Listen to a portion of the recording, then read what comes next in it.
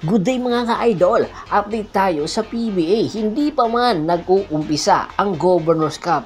Ilan sa mga kupunan neto ngayon ay naghahanda na sa paparating na Governors Cup at syempre sa paparating din na Commissioners Cup na kung saan ayon nga kay Commissioner Willie Marcial, malaki ang posibilidad na magdadalawa ang import at walang height limit. Isa nga sa mga dahilan kung bakit dadalawa ang import na kukunin nila ay dahil meron daw visiting team na maglalaro sa PBA na taga-ibang liga. Inahalihin tulad nga ito ni Commissioner Willie Marcial sa pagpasok ng Bay Area Dragons sa mga nakaraan taon.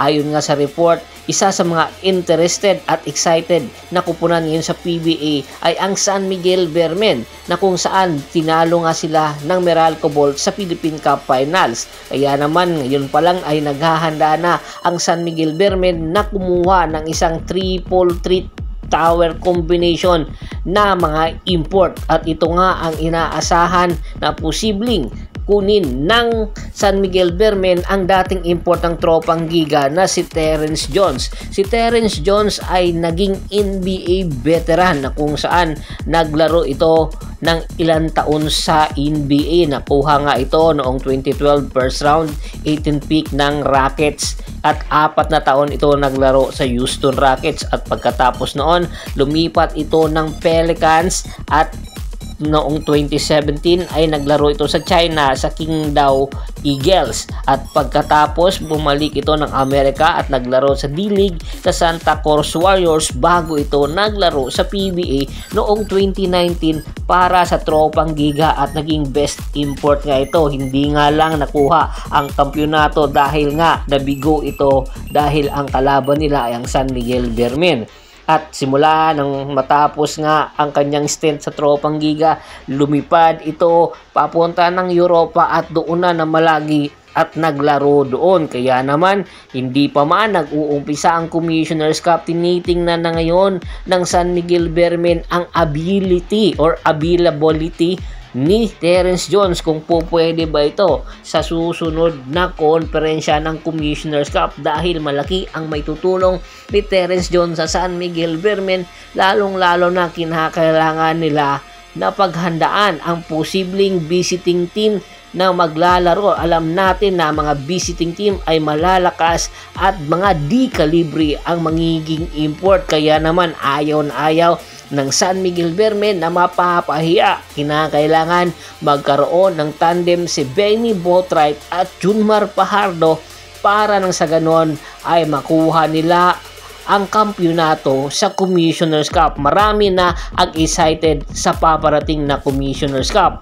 At isa pa sa mga posibleng update sa PBA, ngayong July 14 na nga ang PBA Annual Rookie Draft. Ayon sa isang insider natin, ang Barangay Ginebra San Miguel naghahanap ng posibleng kunin na big man na magbaback up kay Japet Aguilar at Christian Standhardinger.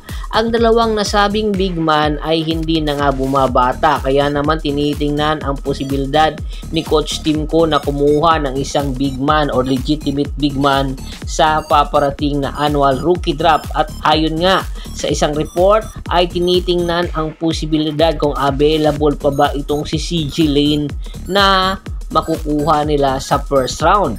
Ang nasabing player na si CJ Lane ay mayroong height na 6'10".